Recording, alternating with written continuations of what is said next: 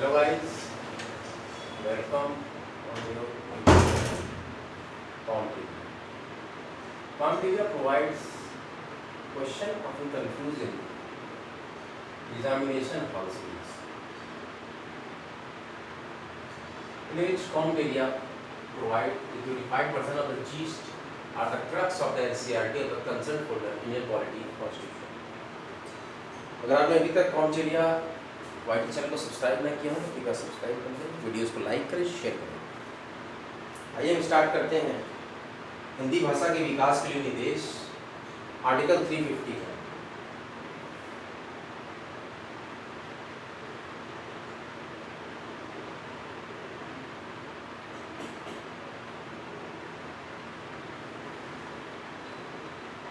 भारतीय संविधान के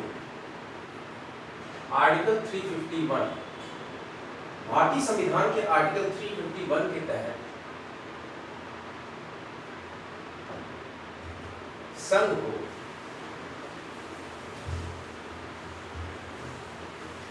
हिंदी भाषा के विकास और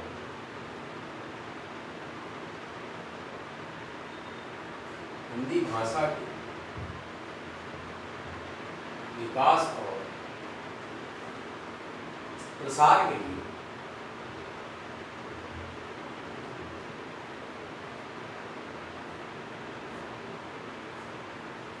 निर्देश दिया गया।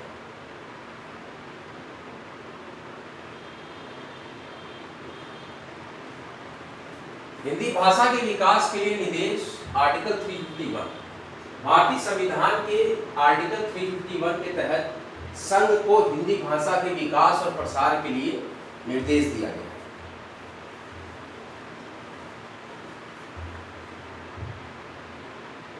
इस आर्टिकल के अनुसार संघ सरकार का यह कर्तव्य है, संघ सरकार का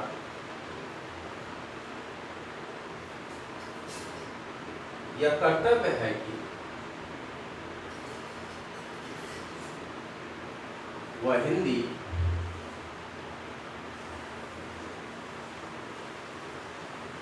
भाषा के विकास और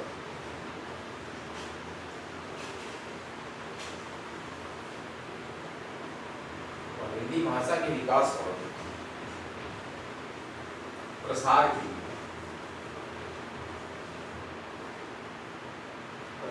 लिए समुचित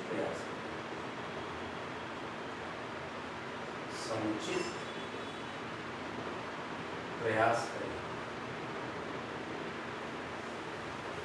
ताकि भारत में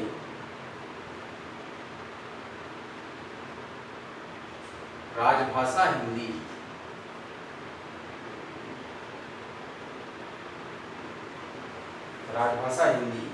ऐसे स्वरूप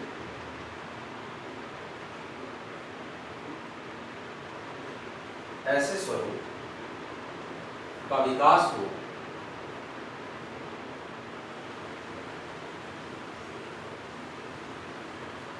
जो समूचे देश में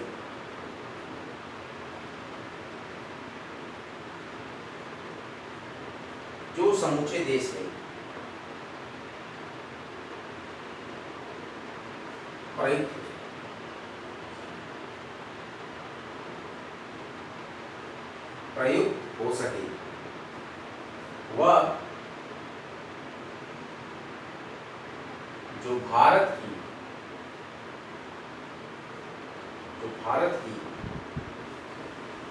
सामाजिक संस्कृति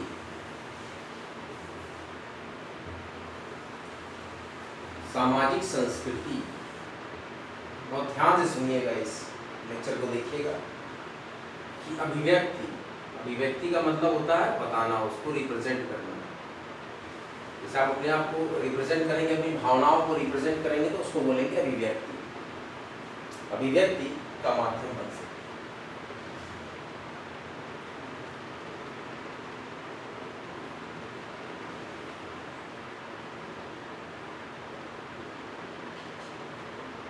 साथ ही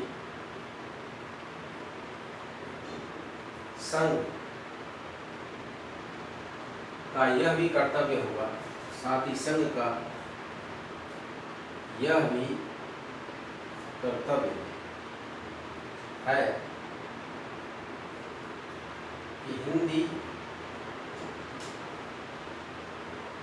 में हिंदुस्तानी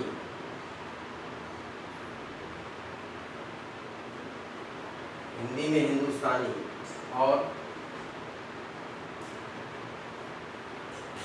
8वीं अनुसूची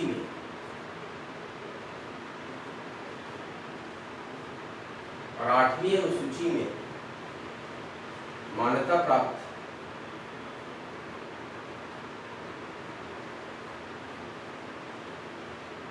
अन्य भारतीय भाषाओं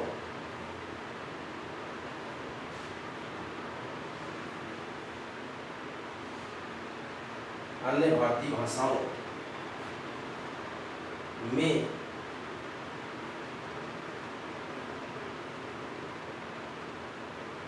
प्रयुक्त रूप, पद और शैली को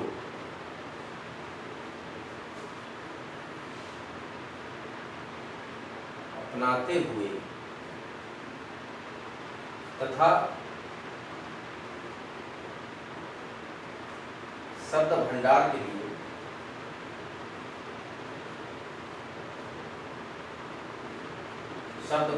लिए मुख्यतः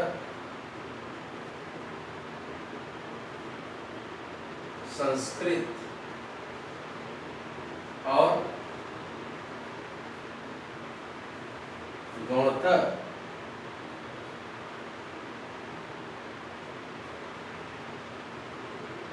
अन्य भाषाओं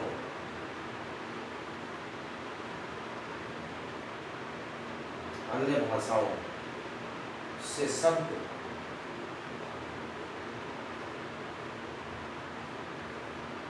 ग्रहण किया जा सकता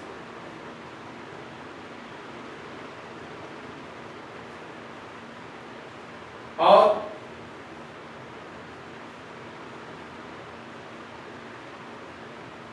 समृद्धि सुनिश्चित करें।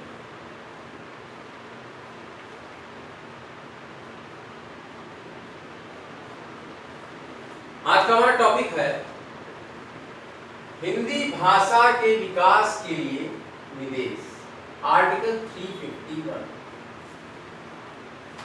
आज का टॉपिक है हमारा हिंदी भाषा के विकास के लिए निदेश। क्या टॉपिक है?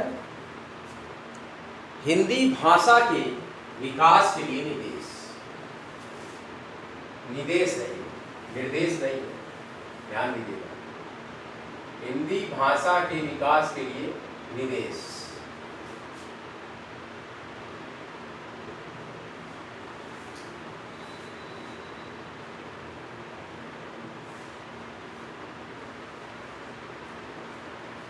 हिंदी भाषा के विकास के लिए निदेशक।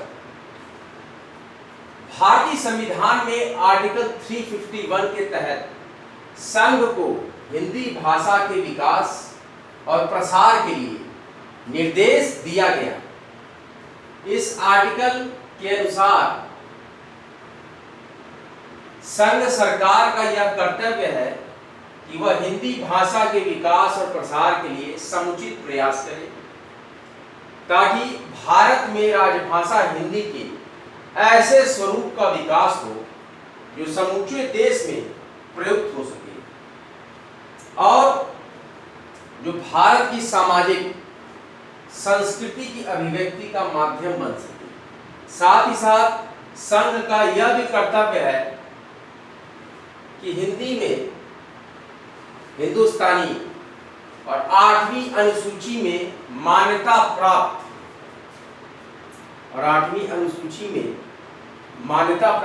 अन्य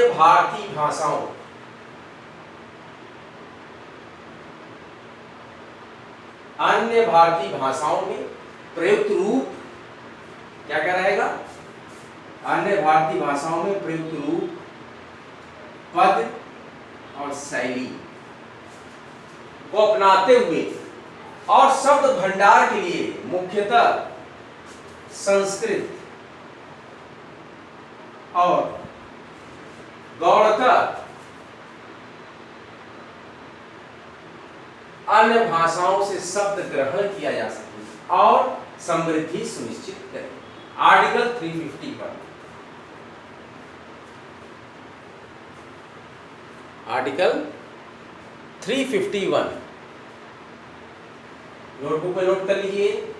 भारतीय संविधान में आर्टिकल 351 के तहत संघ को हिंदी भाषा के विकास और प्रसार के लिए निर्देश दिया गया है। इस आर्टिकल के अनुसार संघ सरकार का यह कर्तव्य है कि वह हिंदी भाषा के विकास और प्रसार के लिए समुचित प्रयास करे, ताकि भारत में राजभाषा हिंदी के ऐसे स्वरूप का विकास हो जो समूचे देश में प्रयुक्त हो सके और जो भारत की सामाजिक संस्कृति की अभिव्यक्ति का माध्यम बन सके। और संघ का ये भी कर्तव्य है कि हिंदी में हिंदुस्तानी और 8वीं अनुसूची मान्यता प्राप्त अन्य भारतीय भाषाओं में प्रयुक्त रूप, पद और शैली को अपनाते हुए और शब्द भंडार के लिए मुख्यतः संस्कृत और गौड़तः अन्य भाषाओं से शब्द ग्रहण किया जा सके और समृद्धि सुनिश्चित करें। आर्टिकल 351 याद रखिएगा। कौन सा आर्टिकल है? आर्टिकल 351।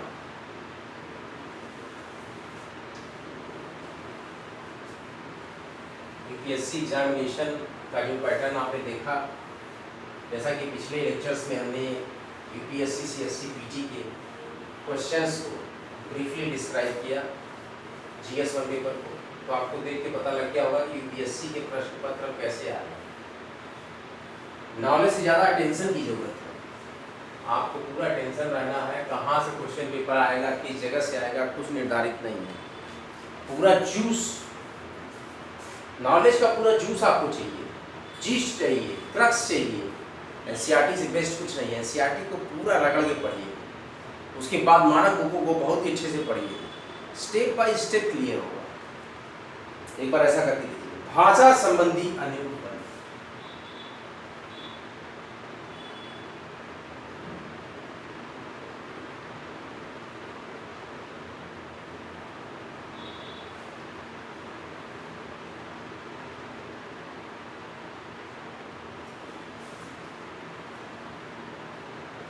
भाषा संबंधी अन्य उपकरण संविधान में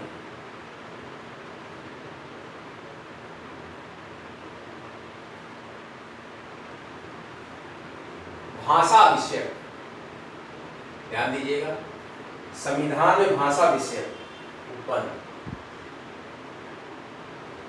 प्रोविजन भाग 17 में, इस भाग में है भाग 17 के अतिरिक्त भाग 17 के अतिरिक्त अनुसूचियां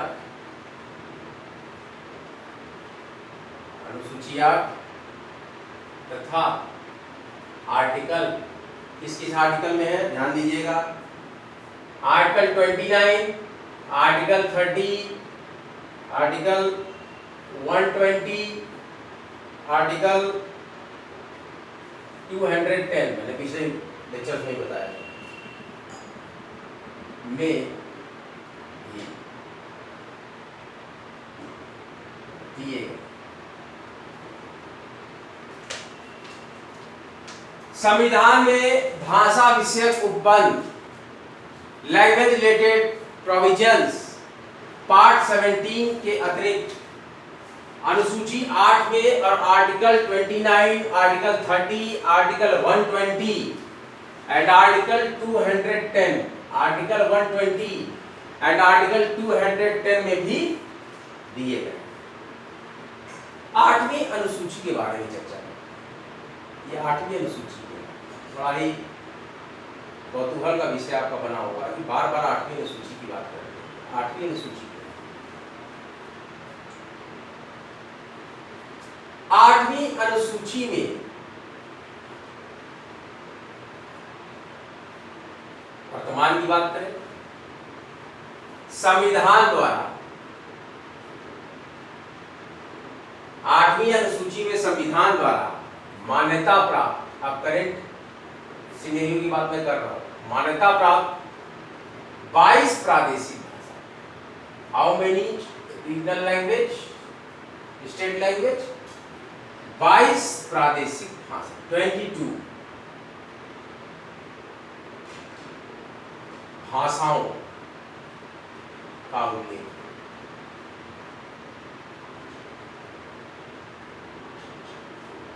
इसके आरंभ में स्टार्टिंग, इस अनुसूची के आरंभ में क्या है?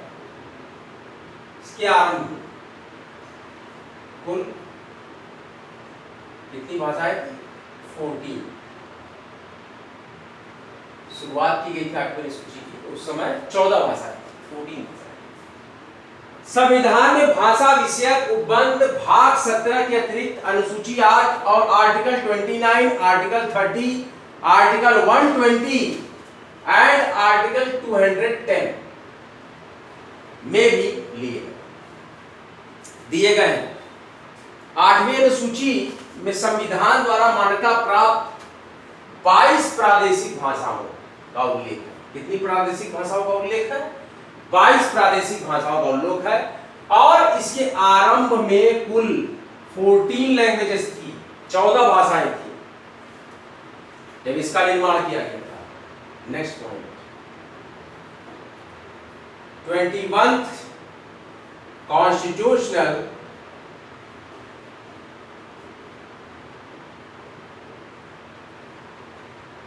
Amendment act, 21st constitutional amendment act 1967, इसके द्वारा क्या किया गया? सिंधी भाषा को, किस भाषा को? सिंधी भाषा को।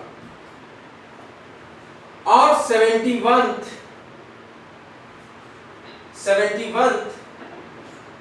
कॉन्स्टिट्यूशनल अमेंडमेंट एक्ट 1992 के द्वारा, किस एक्ट के द्वारा? 71th कॉन्स्टिट्यूशनल अमेंडमेंट एक्ट 1992 के द्वारा नेपाली भाषा, कोंकणी जो कि गोवा में बोली जाती है, और मणिपुरी,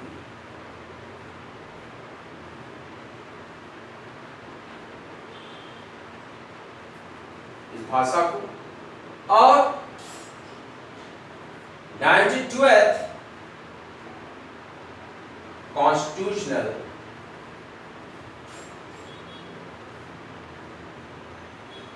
अमेंडमेंट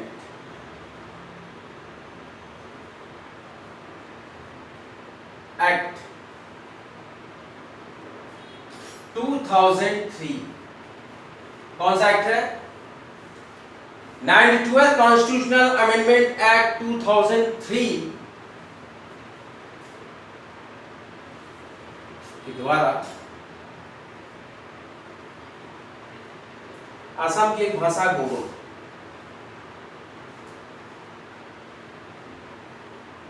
जे&के की भाषा डोगरी,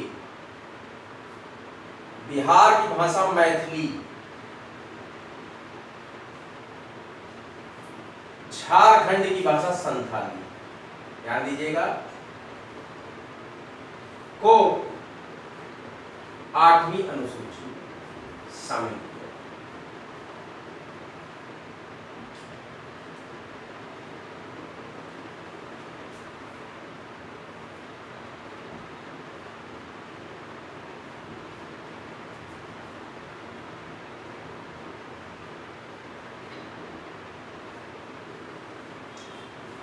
भाषा संबंधी अन्य प्रोविजंस एवं संविधान में भाषा विषयक उपबंध भाग 17 के अतिरिक्त अनुसूची 8 और article 29, article 30, article 20 and article 210 में भी दिए गए।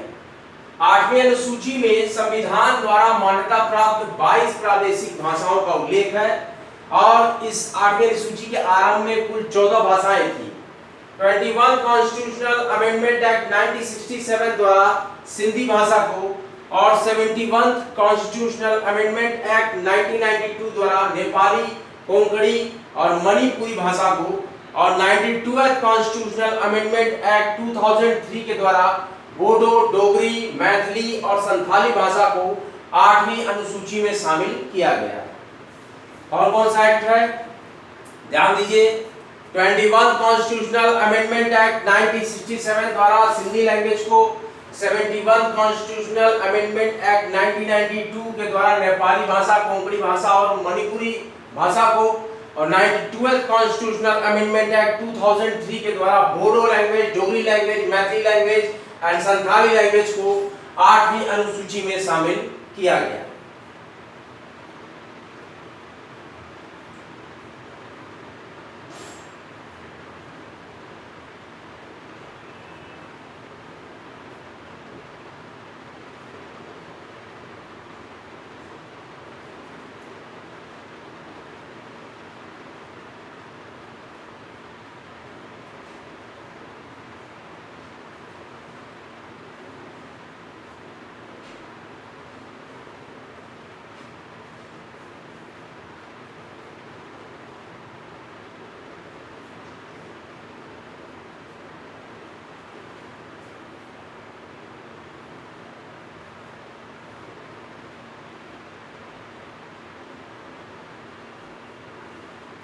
अंग्रेजी संघ की सहायक राजभाषा है लेकिन 8वीं अनुसूची के तहत शामिल नहीं है।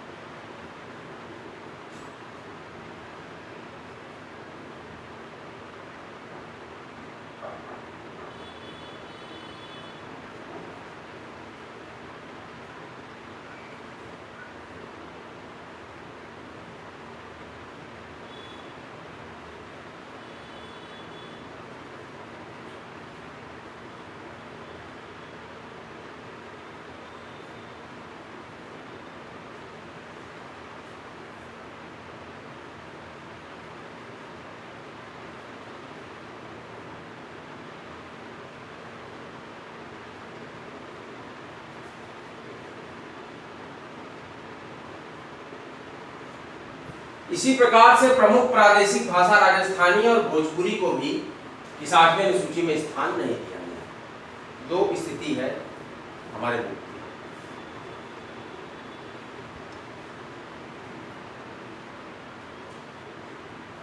फिर से हम एक बार रिवीजन कर देते हैं। भाषा संबंधी अन्य उपबंध, हम यहाँ पर रीड कर रहे हैं जो टॉपिक हमारा है, भाषा संबंधी अन्य उपबंध, लैंग्वेज रिलेटेड अदर प्रोविजंस।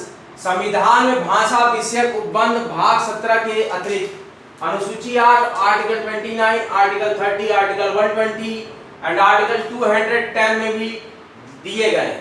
8वीं अनुसूची में संविधान द्वारा मान्यता प्राप्त 22 प्रादेशिक भाषाओं का उल्लेख है और 8वीं अनुसूची के आरंभ में कुल 14 भाषाएं थी। 21 कॉन्स्टिट्यूशनल अमेंडमेंट एक्ट 1967 द्वारा सिंधी भाषा को, 71 कॉन्स्टिट्यूशनल अमेंडमेंट एक्ट 1992 द्वारा नेपाली, कोंकणी और मणिपुरी भाषा को और 92 कॉन्स्टिट्यूशनल अमेंडमेंट एक्ट 2003 के द्वारा बोडो, डोगरी, मैथिली और संथाली भाषा को 8वीं अनुसूची में शामिल किया गया है। अंग्रेजी संघ की सहायक राजभाषा है लेकिन 8वीं अनुसूची के तहत शामिल नहीं है। इसी प्रकार से प्रमुख प्रादेशिक भाषा राजस्थानी और भोजपुरी को भी इसमें स्थान नहीं दिया गया 8वीं अनुसूची में। आइए हम लीनियर चार्ट बनाते हैं इसका, भाषा संबंधी उपबंध का, और देखते हैं क्लियरली यहाँ पर क्या क्या और हमारे पास information. Study hard get success, free education worldwide का है महत्वपूर्ण प्रोग्राम कॉम्टेरिया और टीचर। आप सभी विद्यार्थियों का, एक्सपीरियंस टीचर्स का हार्दिक स्वागत एवं अभिनंदन करता हूँ। जो भी सीएस टीचर हो तैयारी में लग जाए। बहुत ही जल्द एक न्यू इंफॉर्मेशन मेरे पास है, जब vacancy upcoming vacancy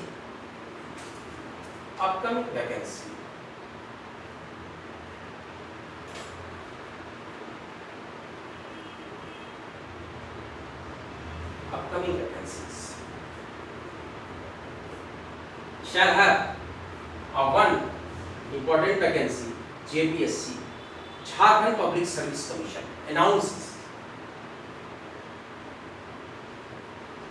Child Project Development Officer, Child Project Development Officer recruitment.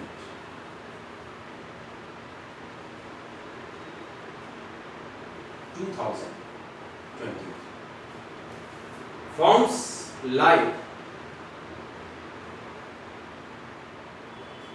at 26th of June to 27th of July. In which the educational qualification, any graduate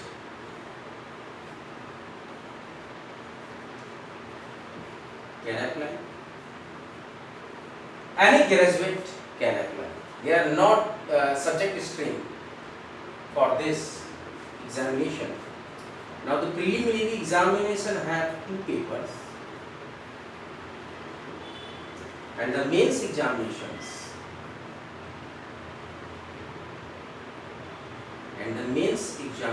have 5 subject special papers that have sociology,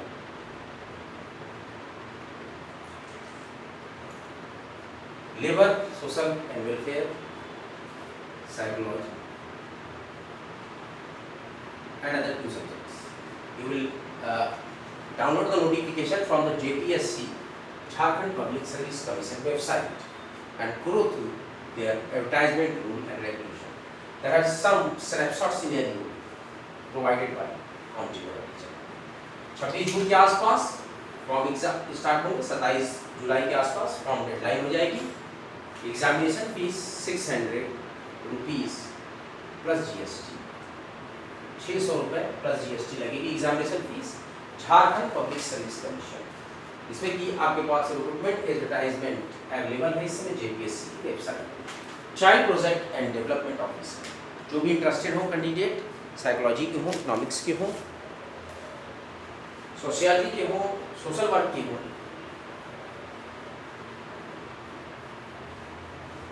philosophy के हो, क्योंकि mains में यही 4-5 subject labour, social and welfare के हो, social work के हो, ऐसे स्टूडेंट्स भर सकते हैं झारखंड पब्लिक सर्विस कमीशन के child development and project officer examination को, जिसमें कि टोटल वैकेंसी 64 है। टोटल वैकेंसी 64 है। आइए अब हम देखते हैं अभी तक निम्न भाषाओं को, अभी तक निम्न भाषाओं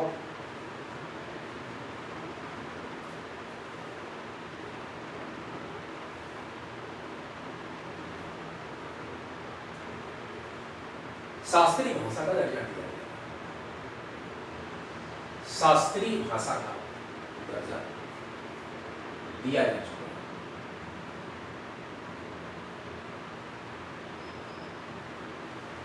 अभी तक निम्न भाषाओं को शास्त्रीय भाषा का दर्जा दिया जा चुका है, जो निम्न भाषा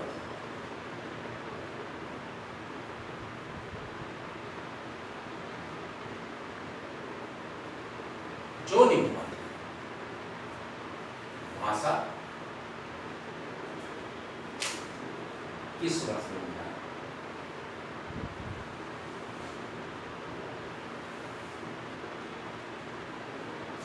तमिल,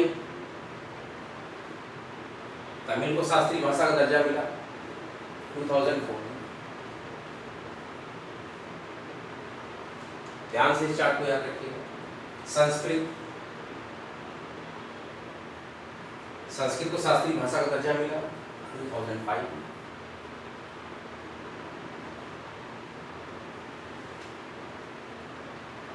तेलुगु,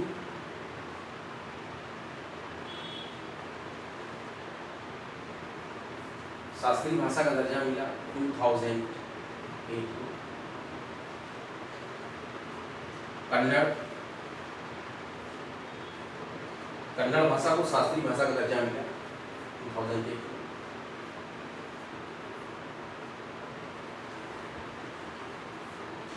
मलयालम, इनको शास्त्रीय भाषा का दर्जा मिला 2013,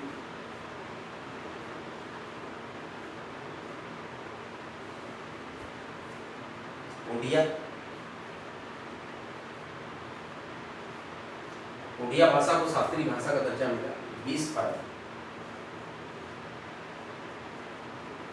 फरवरी 2014।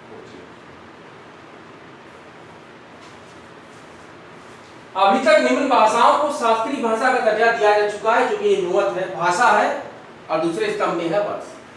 तमिल भाषा को 2004 में, संस्कृत भाषा को 2005 में, तेलुगु भाषा को 2008 में, कन्नड़ भाषा को 2008 में, मलयालम भाषा को 2013 में, और ओडिया भाषा को 2014। ये चार्ट है हमारा, उसको आप देख लीजिए। इस भाषा को किस साल शास्त्रीय भाषा का दर्जा,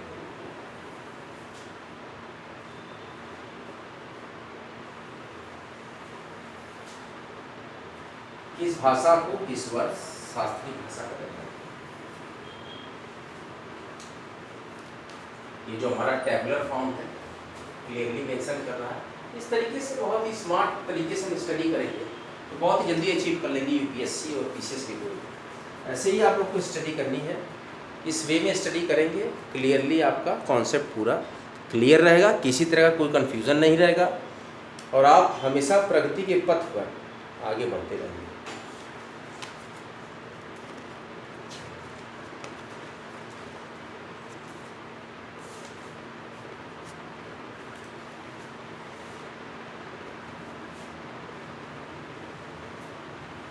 भाषा संबंधी अन्य उपबंध, हमारा आज का जो विषय है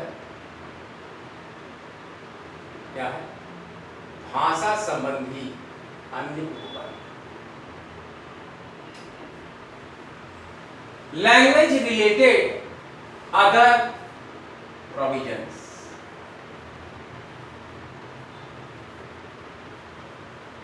लैंग्वेज रिलेटेड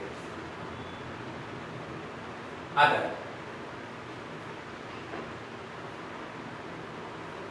प्रोविजंस। अभी तक निम्न भाषाओं को शास्त्रीय भाषा का दर्जा दिया जा चुका है, जो निम्नवत: तमिल भाषा 2004 में, संस्कृत भाषा 2005 में, तेलुगु लैंग्वेज 2008 में, कन्नड़ लैंग्वेज 2008 में, मलयालम लैंग्वेज 2013 में, ओडिया लैंग्वेज 2014 में। आप लोग अच्छे से इसको नोट कर लें, बहुत ही इम्पोर्टेंट ये टेबुलर फॉर्म है, क्योंकि जितने भी टेबुलर फॉर्म ग्राफ्स के थ्रू आप तैयारी करेंगे, you will be definitely success, definitely आप सक्सेस होंगे। टेबुलर फॉर्म ही आप मेंस एग्जामिनेशंस में भी ऐसे टेबल बना देंगे, बहुत ही क्लियरली आपको मार्क्स मिलेंगे। बहुत ही अच्छा एक सिस्टमैटिक और सिंथेसाइज और एक अच्छी क्रोनोलॉजी परफॉर्म करता है। हम किस प्रकार से अपने क्वेश्चंस को रिप्रेजेंट करते हैं, how can we represent our idea in the form of the given questions answer, that this type of ideas, this type of behavior, this type of linear chart presentation is set a special cue from the other aspirants. एक अलग पहचान हमारी बनाता है examinations के सामने, invigilators के सामने, किस प्रकार से ये बच्चा, ये एस्पिरेंट, ये कैंडिडेट, ये स्टूडेंट क्वेश्चंस को ट्रैक करना, how can they track the question, how can they assume, how can they imagine, कैसे सोच रहा है विद्यार्थी। केवल नॉलेज होने से आप ज्यादा से ज्यादा मार्क्स और सक्सेस को नहीं प्राप्त कर सकते। नॉलेज को how can we represent our knowledge, how can we represent our knowledge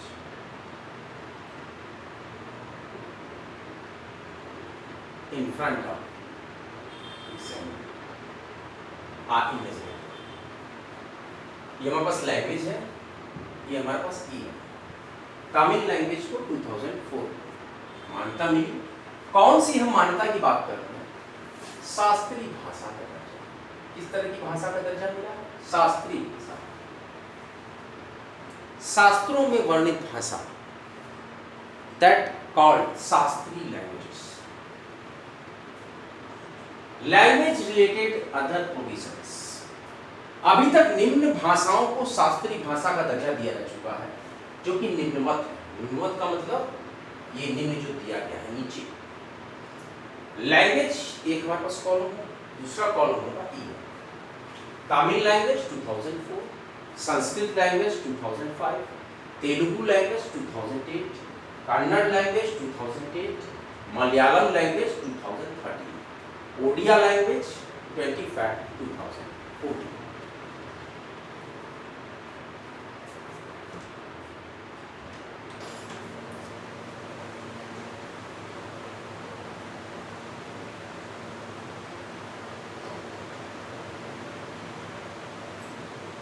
भाषा संबंधी अन्य उपकरण, लैंग्वेज रिलेटेड अदर प्रोविजंस। अभी तक निम्न भाषाओं को शास्त्रीय भाषा का दर्जा दिया जा चुका है, जो कि निम्नवत भाषा और ईएन।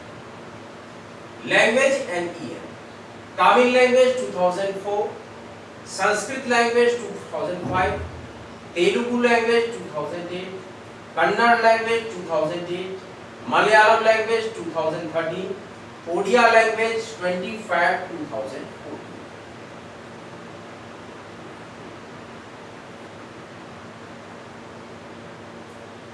तमिल,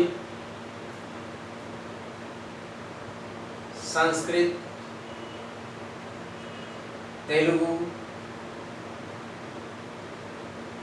कन्नड़, मलयालम, ओडिया। ईयर तमिल 2004, संस्कृत 2005, तेलुगु 2008, कन्नड़ 2008, मलयालम 2013, ओडिया 25 2014। आज का लेक्चर आपको कैसा लगा? कमेंट बॉक्स में कमेंट कीजिएगा। लेक्चर्स अच्छे लगे उसको लाइक कीजिए, शेयर कीजिए और भी दोस्तों को, मित्रों को, सहपाठियों को, अपने कलीग्स को बताइए। Free education worldwide programme join करिए, लाइक कीजिए, शेयर कीजिए, कॉम्पिटिटिव यूट्यूब चैनल को सब्सक्राइब। अगला लेक्चर लेके आपके समझ बहुत ही ज़्यादा हाजिर होंगे। जय हिंद, जय भारत। वीडियो को लाइक करते रहें, कॉम्पिटिटिव यूट्यूब चैनल को सब्सक्राइब करते रहें। जय हिंद, जय भारत।